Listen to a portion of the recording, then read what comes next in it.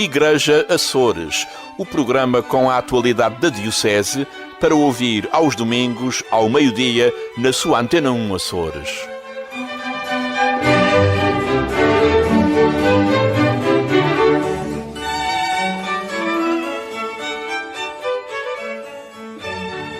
Boa tarde, seja bem-vindo a mais um Igreja Açores, hoje com especial foco nas Jornadas de Teologia, que aconteceram de 16 a 18 de março no Seminário Episcopal de Angra. Dois dos oradores são os nossos convidados de hoje, Padre José Júlio Rocha e o Padre Jorge Cunha, ambos professores de Teologia Moral. Mas por agora, a atualidade da Diocese Açoriana. As Jornadas de Teologia e Pastoral sob tema Cristianismo e Cultura aconteceram de 16 a 18 de março no Seminário Episcopal de Angra, com uma afluência acima do esperado.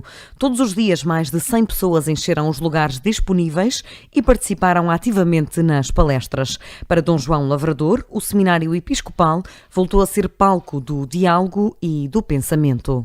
Foi uma reflexão extraordinariamente rica, foi muito proveitoso, foi muito bom.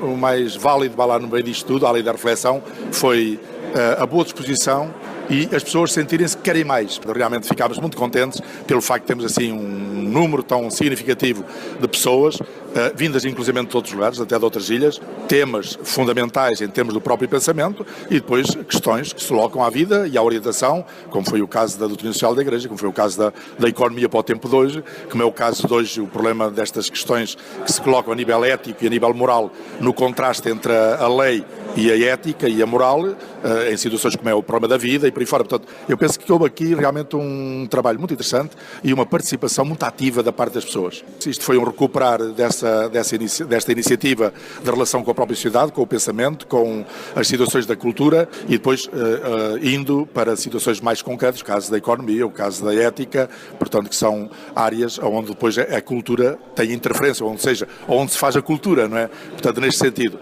Mas eu penso que sim, que abre portas para que o seminário seja verdadeiramente uma escola de cultura e uma escola de pensamento para, através da teologia, poder ajudar a estabelecer este diálogo com outras ciências, outros intervenientes, para encontrarmos realmente o melhor para o futuro da nossa região. Também Hélder Miranda Alexandre, reitor do Seminário Episcopal de Angra, diz ter sido uma iniciativa que motiva a realização de mais edições, não deixando de salientar o papel importante dos alunos do seminário na organização destas jornadas. Eles são, acima de tudo, muito unidos. E para estas coisas são incansáveis, seja o que for preciso, desde o trabalho mais humilde às tarefas mais exigentes, têm sido incansáveis e, aliás, essa atitude humana é essencial na formação deles. Acima de tudo, não queremos padres para o futuro que vivam acomodados ou que sejam nobres na maneira de ser, na maneira de agir com as pessoas, mas simples, dados, generosos, e isso concretiza-se nestas coisas. Nós estamos extremamente felizes porque a ocorrência foi mais do que aquilo que nós pensávamos e o nível das intervenções foi de facto muito bom. E o interesse das pessoas, as questões que colocaram, o feedback depois na informalidade, fez com que sentíssemos que valeu a pena e que é uma aposta ganha para o futuro. Há uma certa sede destas questões, de aprofundar, de fazer pensar, porque estamos um pouco cansados só de técnicas ou só de outras coisas, de uma correria do dia-a-dia que não é aprofundada. As exposições das jornadas serão compiladas numa revista científica produzida pelos professores, alunos e convidados do Seminário Episcopal de Angra.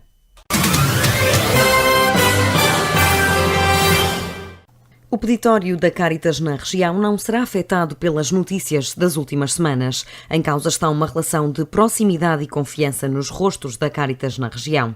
Quem o diz é Anabela Borba, presidente da Cáritas nos Açores, em conversa com o Igreja Açores na Semana Nacional da Cáritas, que arrancou no passado domingo. Estou convencida que, primeiro, nós estamos num meio muito pequeno, em que as pessoas todas nos conhecem, no fundo, esta é a grande realidade.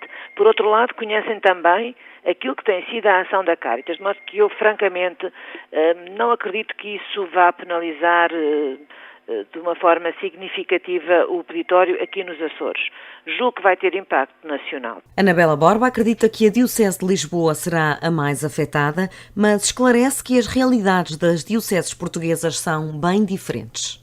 Aquilo que se verifica a nível nacional, ou que se irá verificar a nível nacional, com maior impacto naturalmente na Diocese de Lisboa, mas como todos também já ouvimos, não há aqui questões relacionadas com desvios ou inapropriação de fundos. O que há de facto parece que são valores bastante consideráveis em depósitos, alguns deles que têm a ver com heranças, outros que têm a ver com rendimentos, outros que têm a ver com os próprios peditórios. Portanto, essa é uma discussão que a Cáritas vai ter naturalmente dentro de pouco tempo, sob a forma de gerir também as questões patrimoniais e as questões dos fundos. Isto é assim, preço por ter cão e preço por não o ter. Há algumas situações, de facto, algumas Cáritas são bastante pobres, é o caso da Cáritas dos Açores. Há outras que têm mais fundos, que têm bens. Isto é bastante variável. Agora, não creio que aqui nos Açores isso vá afetar o nosso peditório, nem sequer a nossa credibilidade. Anabela Borba sobre a polémica que tem assolado a Cáritas portuguesa nos últimos dias. Em Semana Nacional, a Presidente fala sobre as iniciativas que decorrem na Ilha Terceira com adesão de todas as paróquias. Julgo que no restante dos Açores, pois ainda não é possível também neste momento fazer o apuramento, nem saber exatamente como é que as coisas estão a decorrer. Aqui na Terceira, que é o que acompanho de uma forma mais próxima, já começou o peditório na rua, hoje começará o peditório nas grandes superfícies e já começou o peditório porta a porta e junto do comércio. A adesão tem sido e o acolhimento tem sido favorável, tem sido bom. Além do peditório, tivemos aqui na Terceira o lançamento de um livro de banda desenhada feito por crianças que acompanhamos em 13 escolas no âmbito de um projeto que temos em parceria com a Câmara Municipal de Angra do Heroísmo, com vista ao combate ao insucesso escolar, e daí resultou um livro que foi lançado na altura do 10 milhões de estrelas, a ideia junto das escolas e junto dos alunos, que tem a ver com as questões da paz. E esta semana aproveitamos a Semana da Cáritas para lançar este livro feito por as crianças, esta banda desenhada. Ao mesmo tempo que inauguramos uma exposição que já teve patente ao público em Angra do Heroísmo e neste momento está na Academia da Juventude da Praia da Vitória, sobre os rostos, também um pouco relacionado com o mesmo projeto. A Semana Nacional da Cáritas na Ilha Terceira termina com uma celebração amanhã, Dia Nacional da Cáritas, na Matriz de São Sebastião. O Dia Nacional da Cáritas acontece anualmente no terceiro domingo da Quaresma. Na semana que antecede a efeméride, todo o país se multiplica em atividades de reflexão, animação pastoral e angariação de fundos através do Peditório Público Nacional.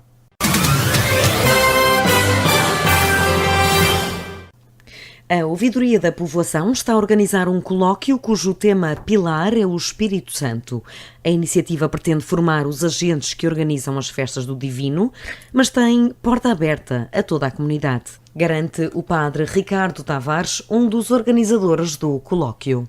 Este colóquio formativo que nós estamos a organizar tem como finalidade, por um lado, promover a formação teológica, bíblica e até filosófica dos agentes do Espírito Santo, e por outro lado é uma forma da teologia oficial se enriquecer com elementos da teologia prática destas festas.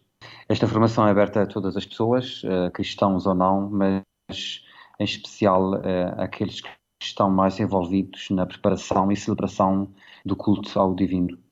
Apesar das diferenças nos rituais do culto ao divino, de paróquia para paróquia, o sacerdote acredita que a diversidade é também ela obra do divino.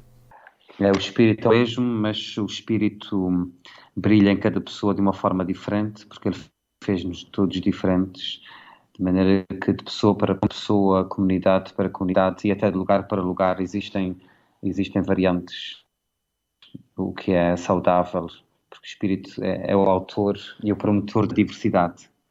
O colóquio a acontecer nas Furnas terá 3 oradores.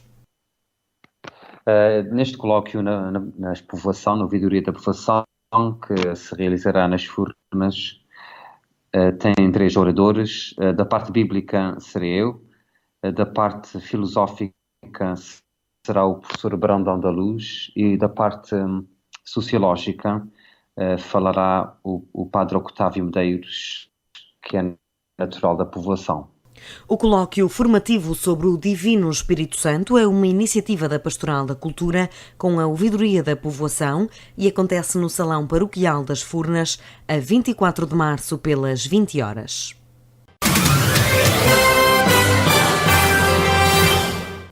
O Grupo Coral de São José celebra hoje as suas bodas de ouro. 50 anos desde a sua formação, no dia do seu patrono. Por coincidência, também num domingo. Rogério Massa, presidente da direção da instituição, relembra o propósito da formação do grupo. Um grupo de pessoas, a convite do padre Maia, mais tarde Monsenhor, convida um grupo de pessoas para formarem um coro litúrgico para apoiar as cerimónias da Igreja de São José em Ponta Delgada e as cerimónias, portanto, as Eucaristias dominicais e todas as cerimónias solenes. Isso tudo nasceu desta maneira. À frente dos destinos desse coro, na altura, acabado de sair do seminário, o Sr. José da Conceição Leite Raposo foi o nosso, que depois veio assumir os comandos da direção musical do Coral de São José até 2007. Portanto, estando 40 anos nos comandos do, então, coro litúrgico do Coral de São José. Um dia com uma celebração presidida pelo Vigário-Geral Padre Hélder Fonseca Mendes e com uma menção bem especial. Vamos abrilhantar a missa solene em honra de São José, uma missa de ação de graças com Tadão, enfim, que será celebrada aqui e presidida pelo Padre Hélder Fonseca, e que, enfim, culminará no momento de ação de graças e, enfim, de reconhecimento dos nossos coralistas, aqueles que já não estão entre nós, aqueles que estão por cá e, enfim, e também ao mesmo tempo pedir forças a Deus, porque, enfim, nós somos um grupo de igreja, fundados na igreja, para prosseguir por mais alguns anos, não é? Vamos receber nesta missa uma bênção apostólica de sua santidade, Papa Francisco. Depois, então, vamos inaugurar a sede, será inaugurada pelo Presidente do Governo Regional. Na altura, o coral fará-se uma intervenção musical. A vertente no nosso coro de câmara, e do nosso coro litúrgico. Com nova casa, o Coral de São José vai continuar as celebrações deste 50º aniversário com a realização da Missa Solene de Beethoven, a acontecer na Igreja de São José em maio, em parceria com a Sinfoneta de Ponta Delgada e com interpretação de vários solistas convidados.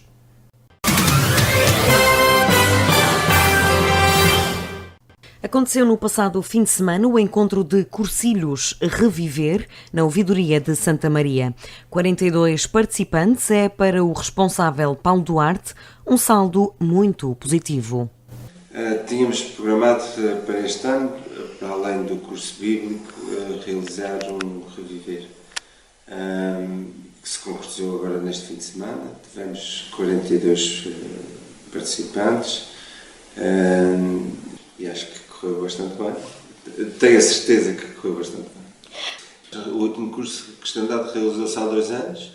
O ano passado fez-se um Reviver só de um dia e este ano fez-se este de 2 dias, sendo que as pessoas foram dormir a casa de condições técnicas. O objetivo da nossa vida como cristãos, o papel que nós temos na sociedade, onde vivemos, o que nós devemos levar como cristãos para o nosso dia-a-dia, para a nossa família, para o nosso trabalho, para a nossa sociedade.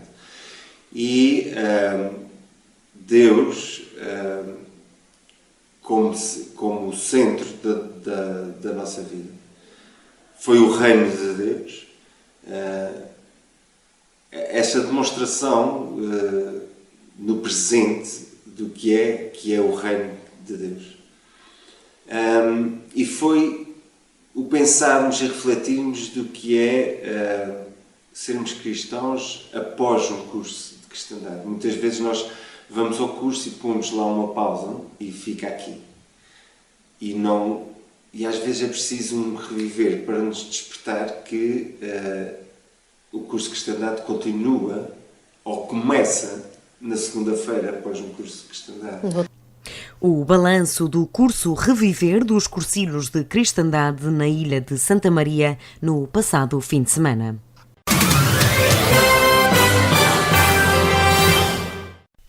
Passamos agora ao nosso espaço de entrevista deste Igreja Açores. São nossos convidados o padre José Júlio Rocha, ele que é professor com doutoramento em Teologia Moral, e o padre Jorge Cunha, ele que é professor de Teologia Moral e Iniciação ao Cristianismo em diversas faculdades. Já foi reitor do Seminário Maior do Porto e membro de ACES, a Associação Cristã de Empresários. Também um bom tema para conversarmos, porque ainda não conseguimos trazer ninguém da ACES ao nosso programa.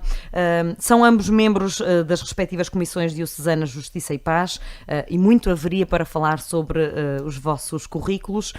Foram oradores desta manhã de sábado, no último dia das Jornadas Teológicas. O que é que ficou destes 3 dias de partilha com um auditório surpreendentemente repleto? Padre José Júlio. Ficou uma grata surpresa, em primeiro lugar, pela qualidade das intervenções.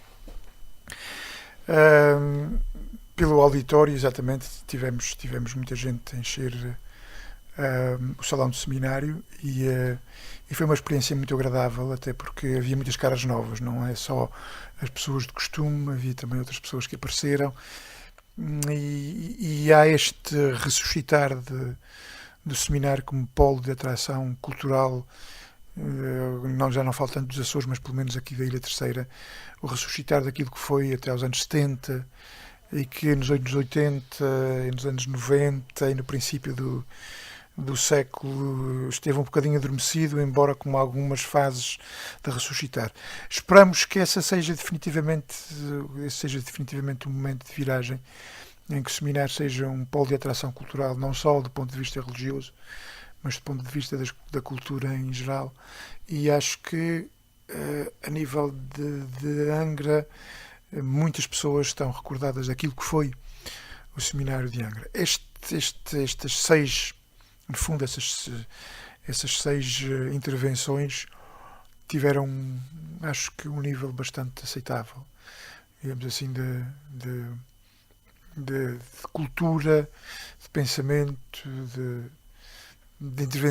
também de pensamento social e que deram às jornadas teológicas e pastorais o elan que elas realmente precisavam. Esperemos que continue, é isso. Padre Jorge Cunha, o seu tema foi Ética Cristã e Ordem Jurídica na Sociedade Pluralista.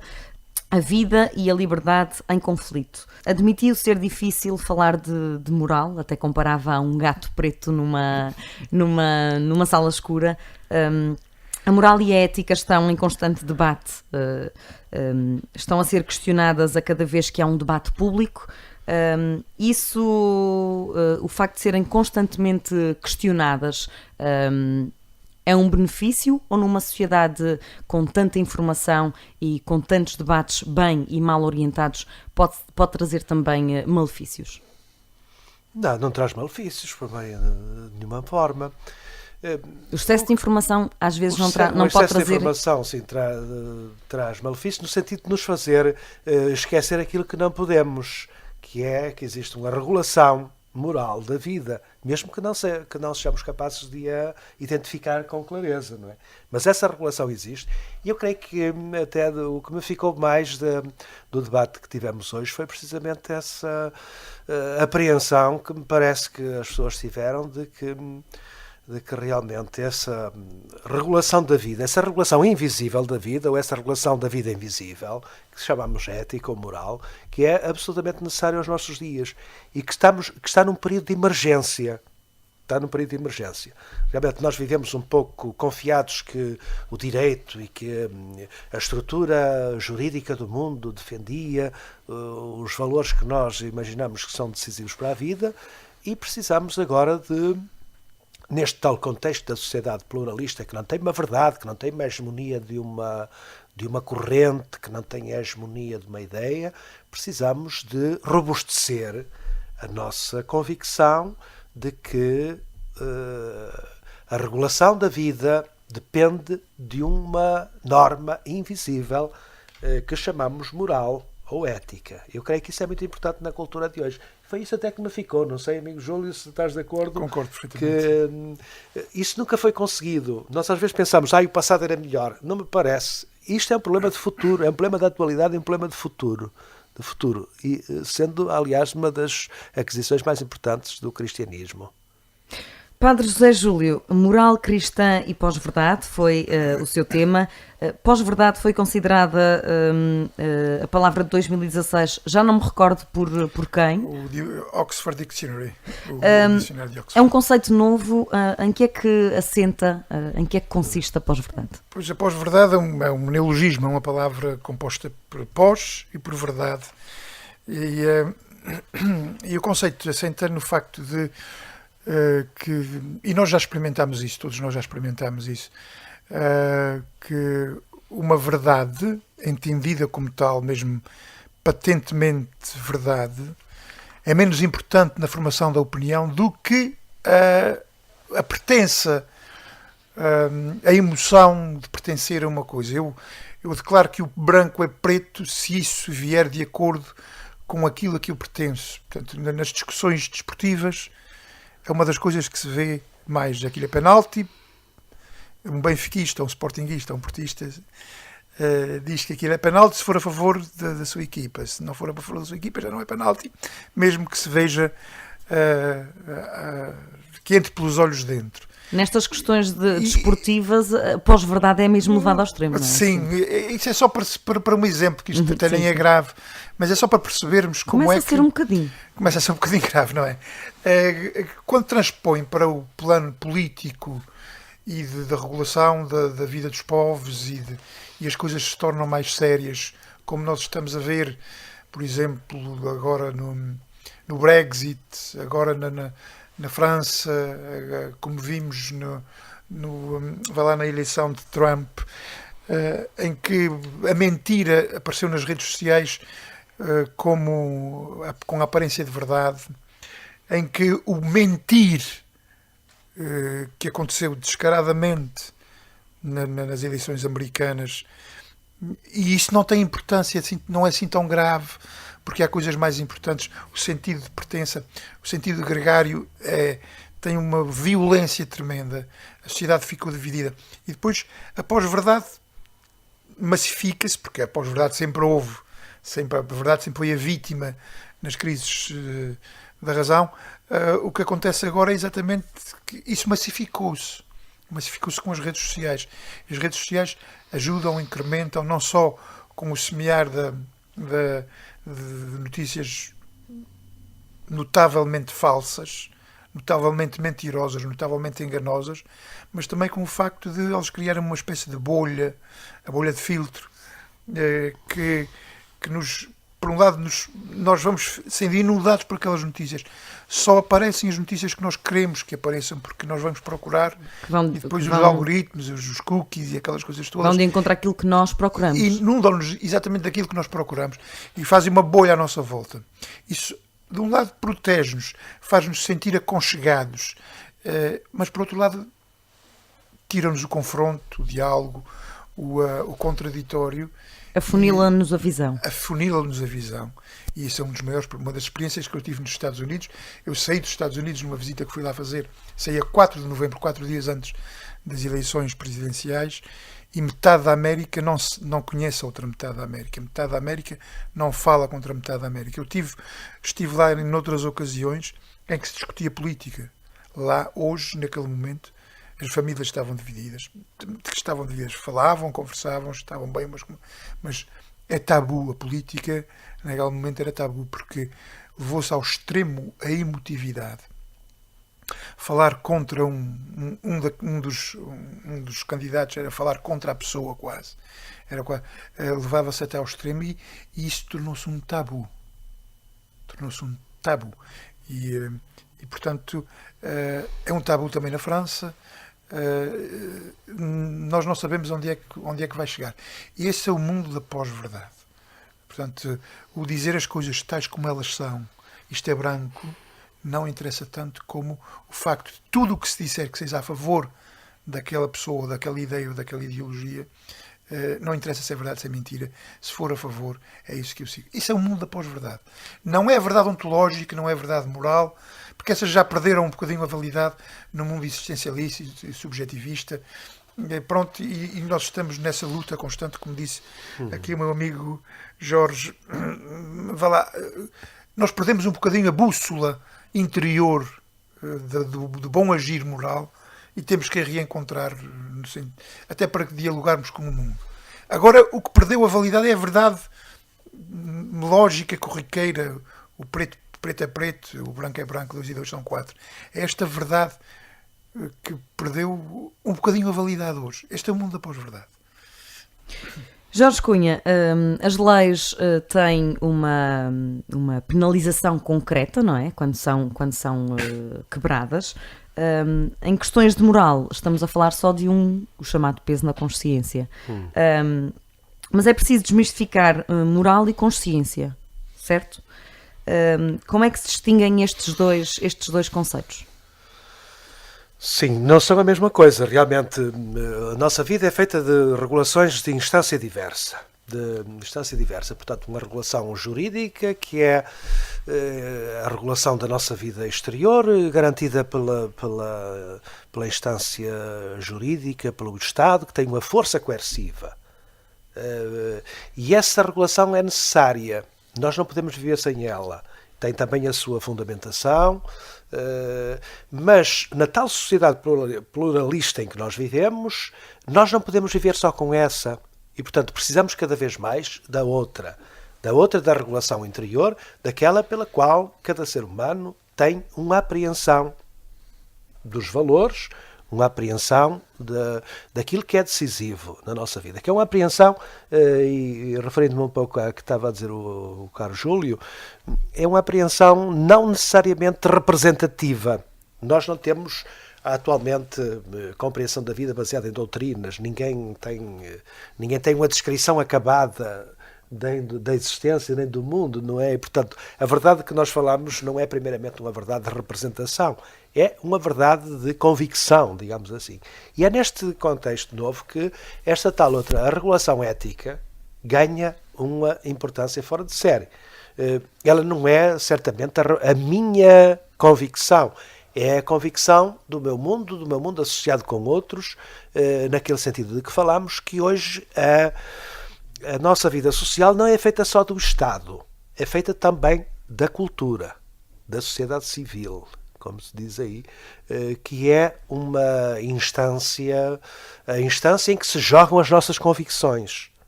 O Estado não pode ter convicções, digamos assim, ou deve renunciar progressivamente às convicções e deixar as convicções para a sociedade civil, que essa é cheia de conteúdo.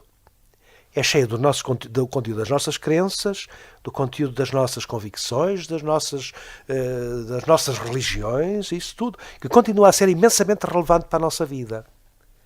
O que tem de ser pensado é como se relaciona dentro da sociedade plural que nós somos. Temos de nos habituar a conviver de um modo diferente. Estamos há séculos a aprender isso, mas a questão hoje é mais atual do que nunca. Muitas vezes acusa-se o Estado quer esvaziar as nossas convicções. Não pode fazê-lo, porque a nossa vida é feita de convicções. Isso é decisivo para nós. Isso é o que nos faz viver, é o que nos faz morrer. O que isso não pode é ser relevante para nós dominarmos os outros. Tem de ser vivido num espaço de confronto e de respeito por todos, tendo em conta essa tal distinção entre o nível do Estado, que é o nível de uma soberania do uso da força, que é necessário contra o mal e contra o crime. Nós não podemos prescindir disso.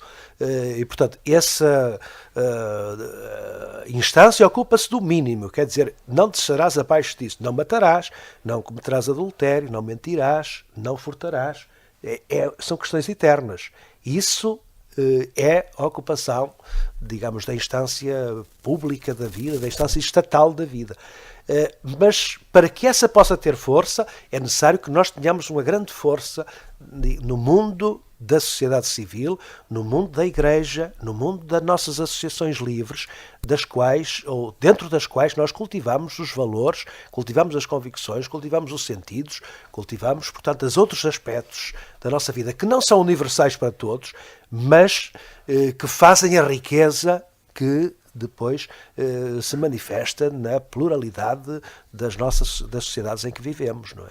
Falava também na sua exposição sobre a valorização da propriedade e a desvalorização das coisas da vida. Deu até um exemplo muito concreto, que era uma mãe que rouba um frango para dar de comer aos filhos, pode ir presa, mas um aborto é despenalizado, digamos assim. Um aborto ou uma eutanásia. Portanto, eu dava isso como, digamos, como uma tentativa de me exprimir e de mostrar às pessoas que realmente nós podemos fazer algumas perguntas aos ordenamentos da nossa vida. A minha questão é, este caminho é irreversível? Sim, o caminho da separação ou da distinção entre ordenamento jurídico e ordenamento moral é irreversível. Nós não podemos nunca mais voltar ao ambiente das sociedades monolíticas, das sociedades monistas. Eu acho que não voltaremos atrás, porque essas sociedades são opressivas da nossa vida, seja como for. São as sociedades que ainda existem hoje, por exemplo, em ambiente muçulmano. Nós não queremos isso de nenhuma forma. Nós aprendemos com dificuldade, com muitos retrocessos e com muitas violências ao longo dos últimos 3, 4 séculos, a conviver em paz, tendo em conta a distinção entre aquilo que são as nossas convicções religiosas e valorativas e as outras convicções mínimas pelas quais nós tornamos possível a convivência. Portanto, o ordenamento jurídico é a sanção do mínimo, não serás abaixo disto.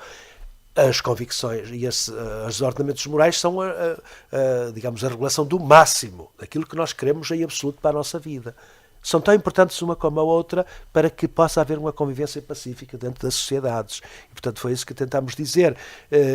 E, portanto, estas regulações são feitas de tensão, certamente de tensão. Para que nós possamos conviver em paz, tivemos de despenalizar a prática da interrupção da gravidez.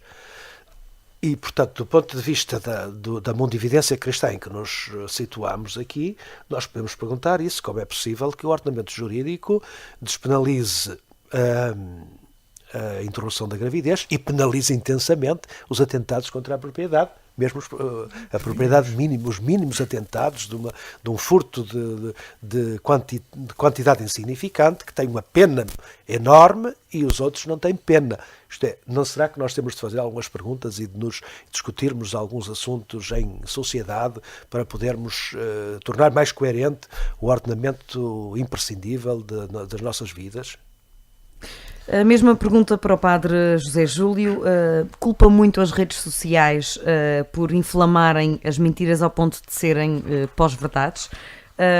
O mundo vai voltar ao que era? É possível voltarmos a saber discernir fontes credíveis, fontes fiáveis, ou isto vai piorar?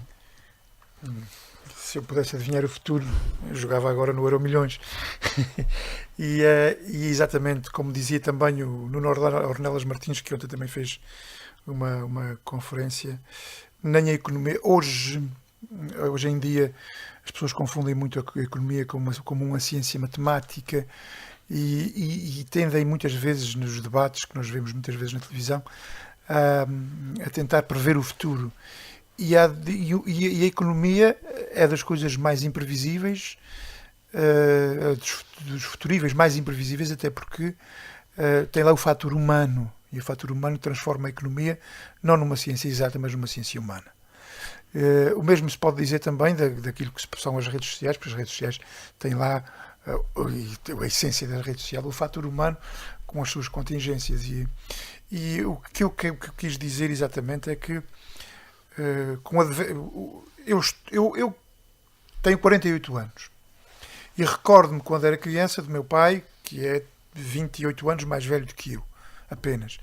E o mundo em que ele viveu, o mundo em que apareceu a eletricidade, em que não havia televisão, em que às 7 horas da noite toda a gente tinha que estar em casa, do mundo dele para o meu, as mudanças foram muitas, mas do meu mundo para o mundo dos meus sobrinhos, as mudanças foram 1000 vezes maiores. Do mundo para o meu pai, para o meu apareceu a televisão, por exemplo, a tal caixinha que mudou o mundo.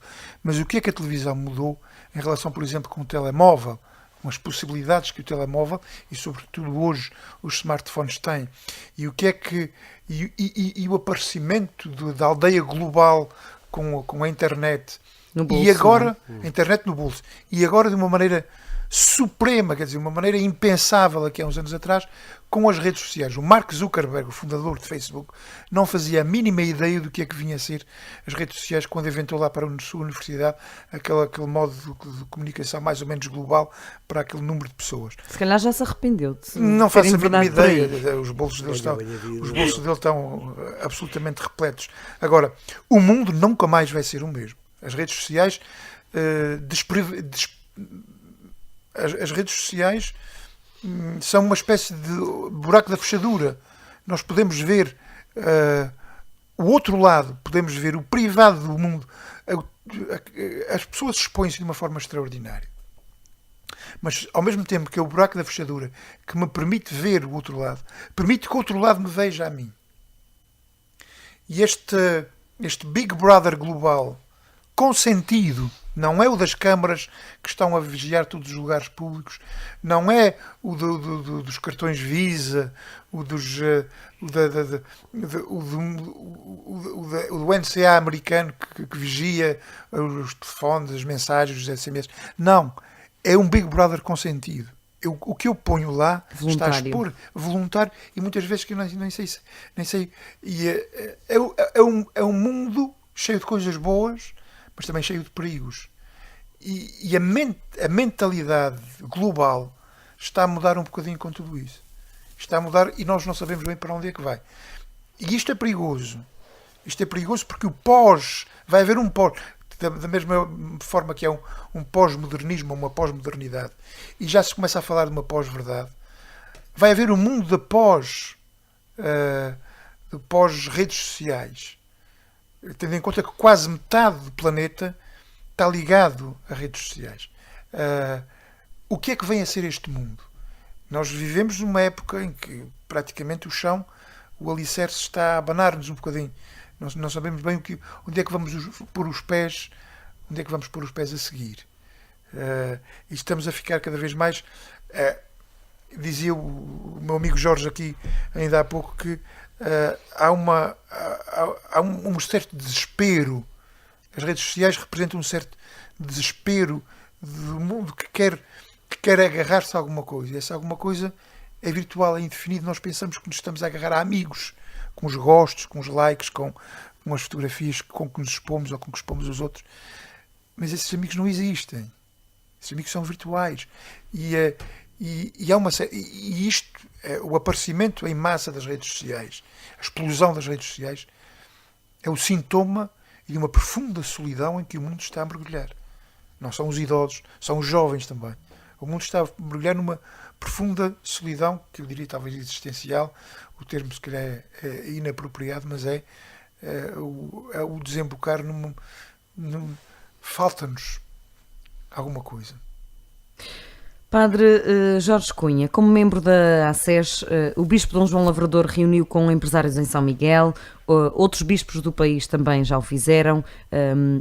O pedido é que consigam admitir pelo menos mais um funcionário nas suas empresas. O Papa Francisco disse recentemente que tirar o trabalho era um pecado gravíssimo. Os empresários portugueses têm a noção do impacto que têm nas famílias e na sociedade em geral? Eu creio que a empresa e o empresário estão a fazer uma evolução positiva também, neste sentido que estávamos a falar. A empresa foi talvez a única instituição social que acordou para o seu melhoramento. A sociedade tornou-se democrática, desde a Revolução Francesa. A família também deixou de ser patriarcal e tornou-se também de proximidade. A empresa é talvez a última instituição que continua hierarquizada de maneira rígida, à moda antiga. Clássica. Mas está também a dar a sua volta e, portanto, eu creio que as nossas empresas hoje estão a mudar muitíssimo rapidamente e este movimento de que estamos a falar, a SEG, talvez seja um sintoma disso, que as empresas também se preocupam com a sua qualidade e estão a tornar-se outro tipo de coisa, ligado, por exemplo, com as comunicações e com essas empresas de alta comunicação, tipo da Google e não sei o quê, dizem-me que são as melhores, as que funcionam de maneira melhor e que onde as pessoas têm mais gosto em trabalhar. Os empresários em Portugal, eu creio que eles têm boa vontade, a grande maioria tem boa vontade e é-lhes devido à nossa homenagem. Por exemplo, no norte de Portugal, de onde eu venho, as empresas resistiram heroicamente e, portanto, onde a política falhou na resolução da crise, as empresas mantiveram-se, as empresas criaram formas de saída para manter o emprego às pessoas e resistiram como não resistiram as outras instituições. E, portanto, eu creio que merecem o nosso aplauso. E eu creio que não há nenhum empresário que não queira os seus trabalhadores e que não queira bons trabalhadores, não é? Que não queira tudo somado. Portanto, quando os empresários têm de proceder a despedimentos ou a admissões menos... não é por sua vontade, digo eu, é porque as circunstâncias são pesadas, não é? E para que a organização possa ter futuro, às vezes é necessário medidas um pouco dramáticas.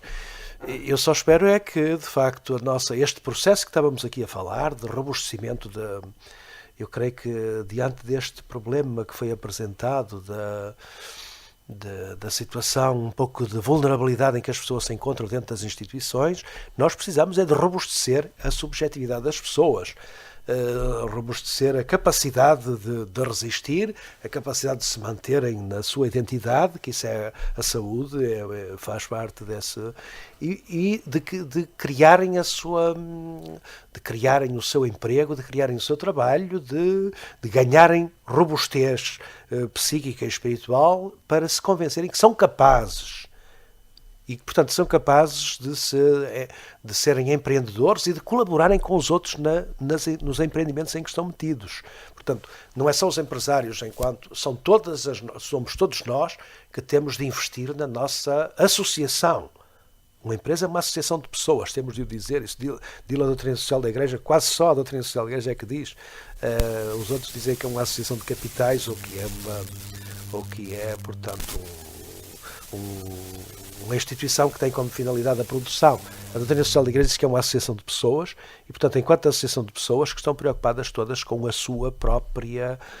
seu próprio autodesenvolvimento, com o desenvolvimento das sociedades.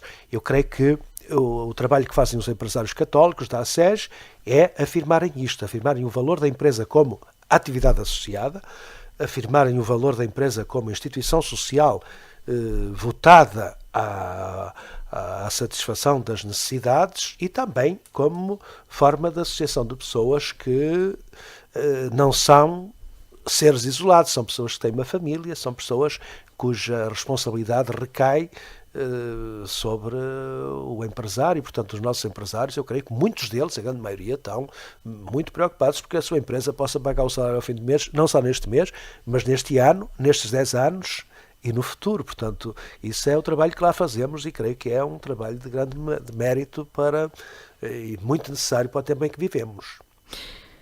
Em jeito de conclusão, e porque o nosso tempo voa neste espaço de rádio, e sendo ambos membros de comissões diocesanas Justiça e Paz, qual é a prioridade para o mundo, por um mundo mais justo e mais pacífico? Padre Júlio. Bem, esta é uma das perguntas mais... A pergunta é fácil, a resposta é que é um bocadinho difícil. Eu julgo que, para já, as comissões diocesanas, ou as comissões nacionais, ou o Conselho Pontifício Justiça e Paz, têm por finalidade pôr em prática aquilo que vem sendo escrito naquele depósito extraordinário que desde há um século e pouco a esta parte vem sendo chamado a doutrina social da Igreja. E esta é a linguagem da Igreja que é mais ouvida no mundo. Se nós repararmos bem, o Papa Francisco, o João Paulo II também tinha esta capacidade, mas o Papa Francisco exponenciou-a, tem uma capacidade de diálogo com o mundo extraordinária. E a sua linguagem contra a economia da morte, a favor de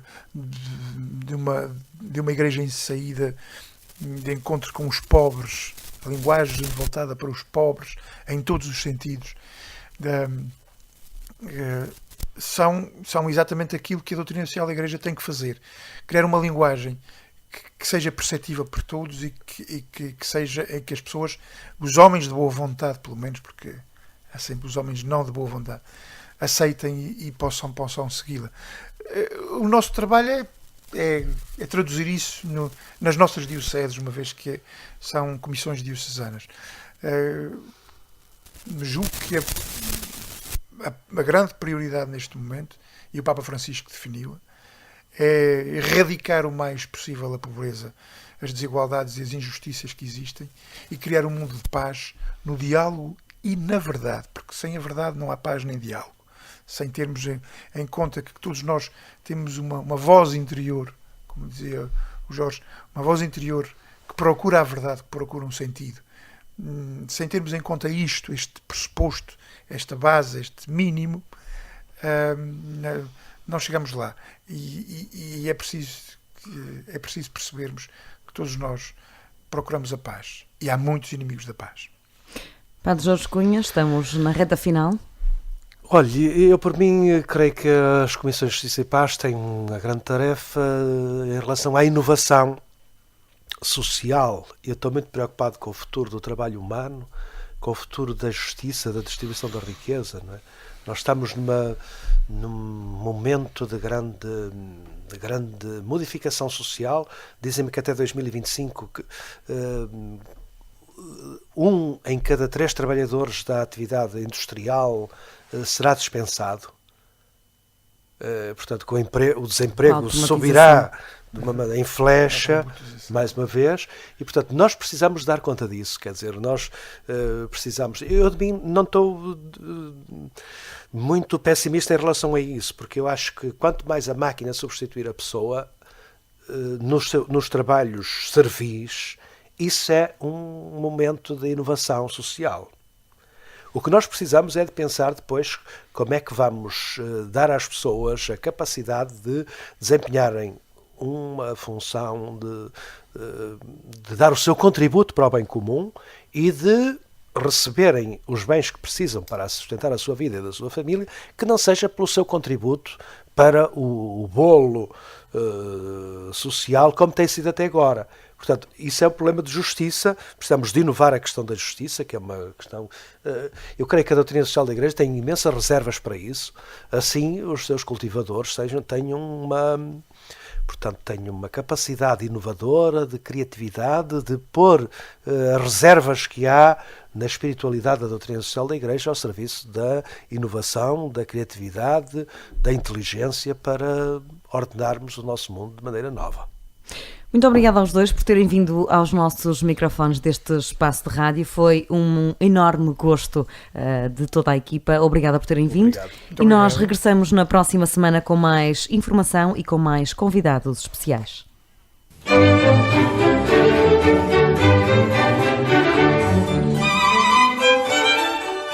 Igreja Açores, o programa com a atualidade da Diocese, para ouvir aos domingos, ao meio-dia, na sua Antena 1 Açores.